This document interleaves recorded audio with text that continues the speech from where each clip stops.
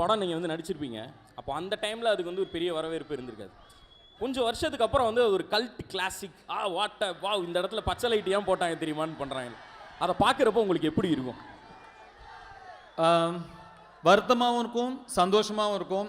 என்னடா இந்த படத்தை அப்போ கொண்டாடலையே அப்படின்னு கொஞ்சம் வருத்தமாக இருக்கும். பரவாயில்ல இப்போவாது கொண்டாடுறாங்களே அப்படின்னு ரொம்ப சந்தோஷமாகவும் இருக்கும்.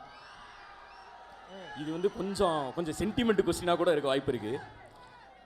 சந்தோஷத்தில் வந்து நிறைய பேர் கூட இருப்பாங்க, கஷ்டம்னு வர்றப்போ சில பேர் தான் கூட இருப்பாங்க. அந்த மாதிரி உங்களுக்கு கஷ்டம்னு வர்றப்போ யார் கூட இருந்திருக்கா? அதை தான் இந்த படத்தில் ஒரு பாட்டாகவே எழுதியிருக்கேன். அதிலேருந்து வந்த இன்ஸ்பிரேஷன் தான் அது. என் பாட்டன் சாமி வரும், எங்கேயும் கூட வரும், என் தாய் தூங்க சொன்ன பாட்டு வரும், எங்கள் அப்பன் மூச்சு விட்ட காற்று வரும், ஊரான ஊர் வரும், முன்னோரின் பேர் வரும், எங்கள் ஊர் கருப்பசாமி ஆடி வரும், எங்கள் ஊர் கருப்பசாமி ஆடி வரும் அப்படின்னு ஒரு லிரிக்காக எழுதியிருப்பேன். அது படத்துக்கான எழுதின லிரிக்னால அதில் முக்கியமான ஒன்று சேர்க்க முடியல.